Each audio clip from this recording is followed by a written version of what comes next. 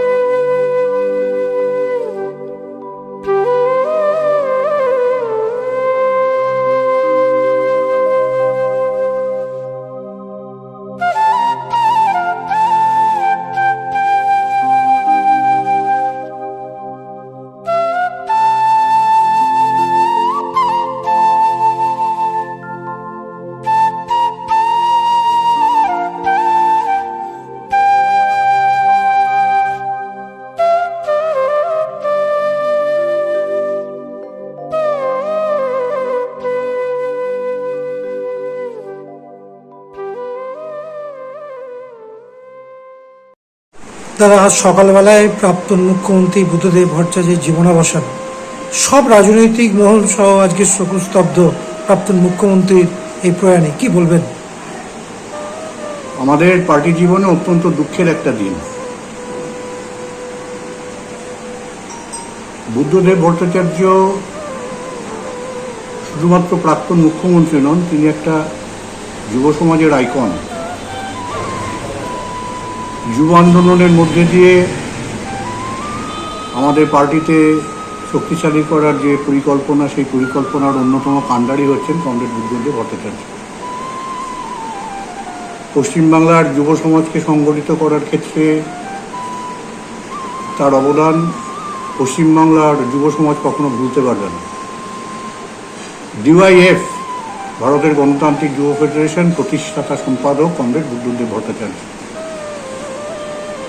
তারপরে তার পার্টি জীবন, এই সমস্ত কিছু সবাই জানে। আর মুখ্যমন্ত্রী থাকাকালীন তার জীবনের প্রধান লক্ষ্য ছিল যে পশ্চিমবাংলার যুব সমাজকে কীভাবে সামনের সারিতে নিয়ে আসা যায় তার পরিকল্পনা করা। এবং তিনি যে স্বপ্ন দেখতেন, যে স্বপ্ন সঞ্চারিত করেছিলেন যুব সমাজের মধ্যে, সেই স্বপ্নকে বাস্তবায়িত করার জন্যে তিনি পরিকল্পনা গ্রহণ করেছিলেন। সেই পরিকল্পনা অনুযায়ী তিনি কর্মসূচিও গ্রহণ করেছিলেন। কিন্তু দুর্ভাগ্য গোটা পশ্চিমবাংলার মানুষের, গোটা পশ্চিমবাংলার যুব সমাজের, যে পশ্চিমবাংলার যে নতুন ভাবনা চিন্তা করার পথিকৃৎ, পশ্চিমবাংলার মানুষকে আরও উন্নত করবার, মানসিকভাবে উন্নত করবার, অর্থনৈতিকভাবে উন্নত করবার যে পরিকল্পনা তিনি গ্রহণ করেছিলেন, কিছু অপশক্তি নানান রকম পরিকল্পনার মধ্যে দিয়ে সেই স্বপ্নকে ভেঙে চুরমার করে দিয়েছে। শুধুমাত্র সিঙ্গুর নয়, শুধুমাত্র সিঙ্গুরের কারখানাকে ডিনামাইট দিয়ে ধ্বংস করে দেওয়া নয়, প্রকৃত অর্থে যুব সমাজের মেরুদণ্ডকে ভেঙে দিয়েছে এই বর্তমান তৃণমূল সরকার এবং তার সাগরেররা। বুদ্ধদেব ভট্টাচার্য যে পরিকল্পনা করেছিলেন পশ্চিমবাংলার অর্থনৈতিক ক্ষেত্রে উন্নতির ক্ষেত্রে, সমস্ত ধ্বংস করে আজকে পশ্চিমবাংলাটাকে শ্মশানে পরিণত করে দিয়েছে আজকে তৃণমূল সরকার। আমি জানি এখন অনেক কুমিরের কান্না নানান রকমভাবে বেরোবে, নানান রকমভাবে শোক জ্ঞাপন করার পরিকল্পনা গ্রহণ করবে। যারা বুদ্ধদেব ভট্টাচার্যের স্বপ্নকে ভেঙে চুরমার করে দিয়েছে, যুব সমাজের স্বপ্নকে চুরমার করে দিয়েছে, তারা নানান রকমভাবে শ্রদ্ধা জ্ঞাপনের চেষ্টা করবে। মানুষ তাদের চেনে, মানুষ তাদের জানে, সুতরাং কুমিরের কান্না কেটে মানুষের মনকে বলানো যাবে না। আমরা এই কথাটা বলতে পারি খুব দৃঢ়তার সাথে। যে পথ তিনি তৈরি করেছেন সেই পথেই যুব সমাজ চলছে। ভারতের গণতান্ত্রিক যুব ফেডারেশন তার যে স্বপ্ন যুব সমাজকে সংগঠিত করার, সেই স্বপ্নকে বাস্তবায়িত করার লক্ষ্যে এগিয়ে চলেছেন। আমরা পার্টিগতভাবে সিদ্ধান্ত গ্রহণ করেছি যে তার যে অসমাপ্ত কাজ, সেই অসমাপ্ত কাজ যথাযথভাবে যাতে আমরা সম্পন্ন করতে পারি, তার জন্য আমরা পরিকল্পনা গ্রহণ করব আগামী দিনে। আমাদের পার্টির পক্ষ থেকে আমরা কিছুটা এরিয়া কমিটির পক্ষ থেকে কর্মসূচি গ্রহণ করেছি। আজকে আমরা বিকেলবেলা শোক মিছিল বার করব। সেই শোক মিছিলে আমরা শ্রদ্ধা জ্ঞাপন করব আমাদের প্রয়াত কমরেড বুদ্ধদেব ভট্টাচার্যের প্রতি, এবং ভবিষ্যতে আরও পরিকল্পনা গ্রহণ করব যাতে করে তার যে ভাবনা, সেই ভাবনাকে আরও বেশি মানুষের মধ্যে সঞ্চারিত করা যায়, আরও বেশি মানুষকে সংগঠিত করা যায়, এবং যে ভয়ঙ্কর একটা শক্তি পশ্চিমবাংলাকে গ্রাস করছে নানান রকমভাবে, শুধুমাত্র পশ্চিমবাংলার জনজীবনকে ধ্বংস করে দেওয়া নয়, পশ্চিমবাংলার সম্ভাবনাকে ধ্বংস করে দেওয়া নয়, জাতপাতের ভিত্তিতে মানুষের লড়াই লাগিয়ে দেওয়ার যে পরিকল্পনা চলছে, তার পেছনে বিভিন্ন ধরনের শক্তি কাজ করছে। সেই শক্তির বিরুদ্ধে মানুষকে যাতে সংগঠিত করা যায়, তার যে পরিকল্পনা, তার যে ভাবনা বুদ্ধদেব ভট্টাচার্য ছিল, আমরা সেই ভাবনাকে যাতে বাস্তবায়িত করা যায়, তার জন্য আগামী দিনে পরিকল্পনা গ্রহণ করব। দাদা, আজকে সকালবেলায় প্রাক্তন মুখ্যমন্ত্রী বুদ্ধদেব ভট্টাচার্যের জীবনাবসান, একটা সব রাজনৈতিক মহলের শোকস্তব্ধ তার এই মৃত্যুতে, কি বলবেন? আজকে সকাল ঠিক 8:20 নাগাদ তিনি মারা যান, শেষ নিঃশ্বাস ত্যাগ করেন। এখন বিষয়টা হচ্ছে সকালবেলা ঠিক 8:20 নাগাদ সেই অভ্যাসটা আমার নেই, এই দূরদর্শন খুলে সংবাদ মাধ্যমগুলোকে দেখা, এটা আমার অভ্যাসে নেই, যার কারণে প্রায় আধ ঘন্টা পর আমি বাড়িতেই তখন খবরটা পাই। খবরটা পেয়ে প্রথমে স্তম্ভিত হই। তিনি অনেক দিন ধরেই ভুগছিলেন, দীর্ঘদিন তিনি ভুগছিলেন, শ্বাসকষ্টে ভুগছিলেন, বাইপ্যাপ নিতে হতো, ইত্যাদি ইত্যাদি বিষয় ছিল। পলিট ব্যুরোর সদস্য ছিলেন, আমাদের পশ্চিমবাংলার প্রাক্তন মুখ্যমন্ত্রী, ছাত্র যুব আন্দোলন, বিশেষ করে ছাত্র যুব আন্দোলনের পুরোধা নেতৃত্ব। আজকে সকাল 8:20 নাগাদ তিনি প্রয়াত হয়েছেন তার নিজ বাসভবনে। 80 বছর বয়সে হয়েছিল তার। 1999 সাল থেকে একদম 2011 সাল অবধি তিনি মুখ্যমন্ত্রীর দায়িত্বভার গ্রহণ করেছিলেন। 1977 সালে তিনি প্রথম বামফ্রন্ট সরকারের তথ্য সংস্কৃতি দপ্তরের মন্ত্রী হয়েছিলেন। কারণ পশ্চিমবাংলার ছাত্র যুবদের স্বার্থে তিনি কৃষি ভিত্তি, কৃষি আমাদের ভিত্তি, শিল্প আমাদের ভবিষ্যৎ, এই স্লোগান, তারই দেওয়া স্লোগান, এই স্লোগানকে সামনে রেখে তিনি পশ্চিমবাংলার বুকে যাতে কলকারখানা গড়ে ওঠে, বেকার যুব যাতে চাকরি বাকরি পায়, তার যে মহান যে উদ্যোগ, সেই উদ্যোগ তিনি নিয়েছিলেন। শেষ দিন পর্যন্ত তার একটা আফসোস থেকে যায়। সিঙ্গুরে তিনি যে কারখানা তৈরি করতে চেয়েছিলেন আমাদের বেকার যুবদের স্বার্থে, আর সেটা তিনি করে যেতে পারেননি, তার বড় আফসোস। তিনি দেখবেন বিভিন্ন সংবাদ মাধ্যমে তিনি সাক্ষাৎকার তার আছে, এবং এই বিষয়ে তিনি মারাত্মকভাবে আফসোস করেন, মাঝে মধ্যেই আফসোস করেন তিনি এই কাজটা করে যেতে পারেননি। পশ্চিমবাংলার রাজনীতিতে একটা বড় নক্ষত্র পতন তো বটেই। কমরেড বুদ্ধদেব ভট্টাচার্য লাল সালাম, কমরেড বুদ্ধদেব অমর। আজকে কি কোনো আপনাদের দলের তরফ থেকে কোনো কর্মসূচি তার? আমরা আজকে বিকেল 5টায় তার শোক মিছিল আমরা করব। আমরা বালিরমোড় বিজয় মোড় ভবন থেকে একদম বিপুলপাতি পর্যন্ত আমাদের শোক মিছিল আমরা নিয়ে যাব। আর সকালবেলায় আমাদের পার্টির পতাকা প্রত্যেকটা জায়গায় অর্ধনমিত করা হয়। এই পর্যন্ত কর্মসূচি হয়ে আছে। পরবর্তীকালে নিশ্চিতভাবে বড় কর্মসূচি আমরা কদিন অর্ধনির্মিত থাকবে পতাকা? পতাকা অর্ধনমিত থাকবে যতক্ষণ পর্যন্ত তার দেহ, আগামীকাল তার দেহ ওই দেওয়া হয়েছে ইয়েতে, তিনি দেহ দান করেছেন। ইতিমধ্যে তার কর্নিয়া নিয়ে যাওয়া হয়েছে, চোখ দান হয়ে গেছে, এখন দেহদান হবে। আগামীকাল দেহদান করে আমাদের পার্টির সেই নির্দেশ নিশ্চিতভাবে আসবে, আমরা সেইভাবেই তা পালন করব। ব্যক্তিগতভাবে তার ব্যক্তিত্বকে নিশ্চিত আমরা শ্রদ্ধা জানাবো, কিন্তু তার দল বা তার যে নীতি, এটা আমাদের সিঙ্গুরের মানুষ এটা ঠিক মেনে নিতে পারে, যার ফলে তার বিরুদ্ধে সিঙ্গুরের মানুষ গর্জে উঠেছিল স্বতঃস্ফূর্তভাবে।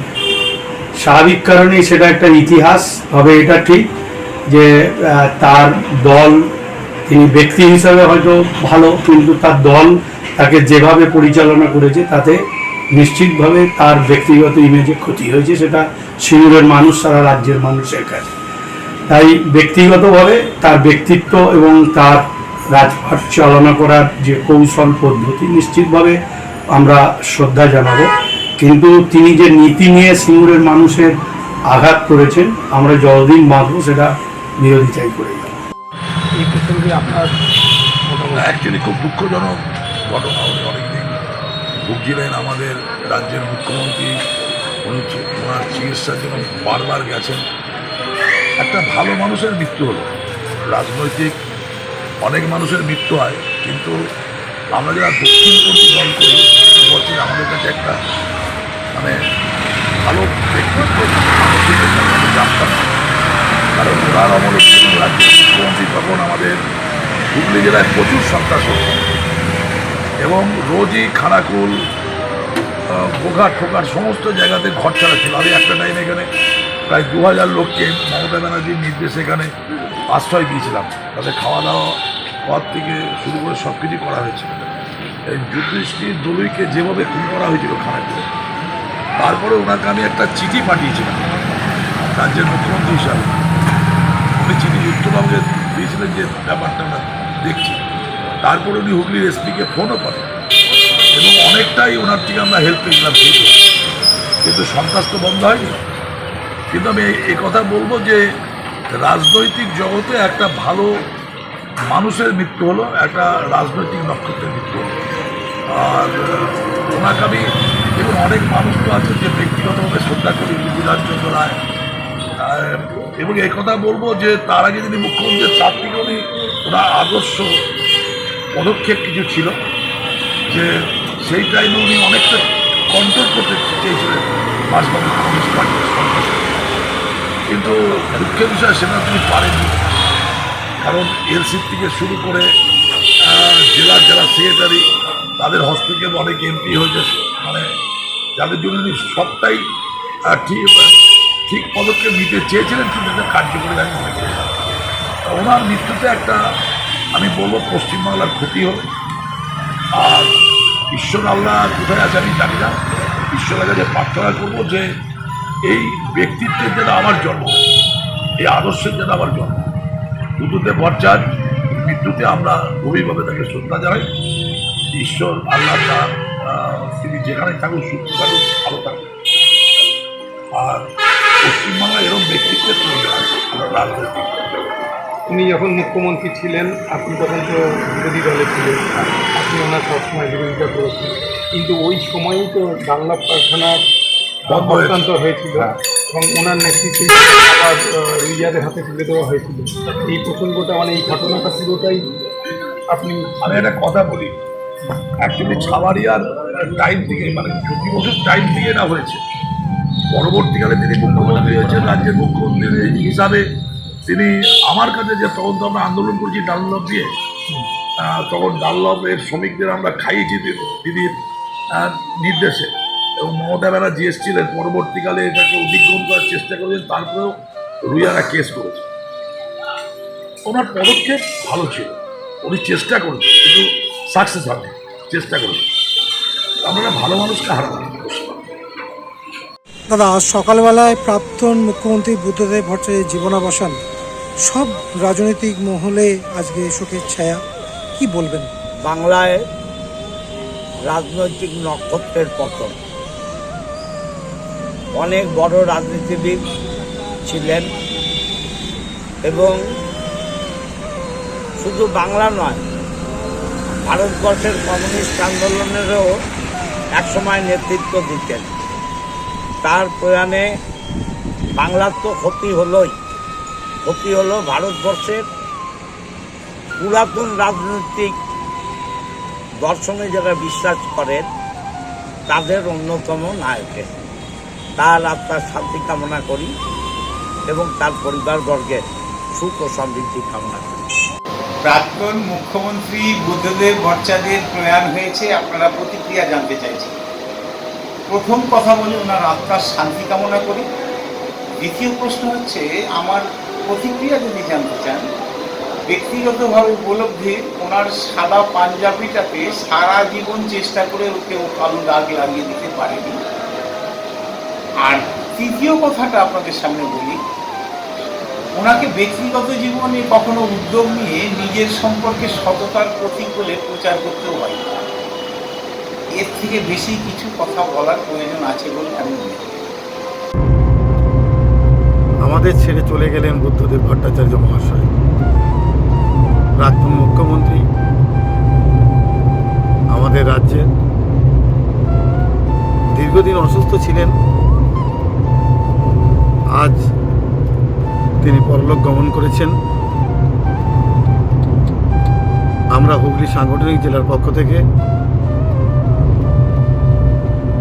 ওনার আত্মার শান্তি কামনা করি এবং উনি যেন অমৃত লাভ করেন এবং ওনার পরিবারকে সমবেদনা জানাই, ওনারা ভালো থাকুন। দাদা, আজ সকালবেলায় প্রাক্তন মুখ্যমন্ত্রী বুদ্ধদেব ভট্টাচার্যের জীবনাবসান, কি বলবেন? আমাদের মাননীয় মুখ্যমন্ত্রী শোক প্রকাশ করেছেন। ওকে বারে যখন অসুস্থ ছিলেন দেখতে গেছেন এবং উনি পূর্ণদিবস ছুটিও ঘোষণা করেছেন সরকারিভাবে ওনার প্রয়াণে। বা আমাদের সাথে রাজনৈতিক মতপার্থক্য থাকলেও এবং সিঙ্গুরের জমি অধিগ্রহণ নিয়ে তার সাথে মতপার্থক্য ছিল, তারপরে হাইকোর্টও রায় দিয়েছিল যে অধিগ্রহণ ঠিক হয়নি। সে প্রশ্নে যাচ্ছি না আমি। হ্যাঁ, একজন আমি যেভাবে দেখেছি একজন হিসাবে উনি বিরোধী দলে থাকলেও সাধারণভাবে জীবনযাপন করতেন, এইটুকু বলতে পারি। ওরা তো পার্টির নির্দেশে কাজ করে এবং পার্টি দিয়েছে কাজ করে, সেইভাবে আলাদা করে কিছু ব্যাপার নেই। ওনার প্রয়াণে আমরা যেমনি শ্রদ্ধা নিবেদন করছি এবং শোক জ্ঞাপন করছি, ওনার পরিবার কর্মকে আমরা সমবেদনা জ্ঞাপন করছি।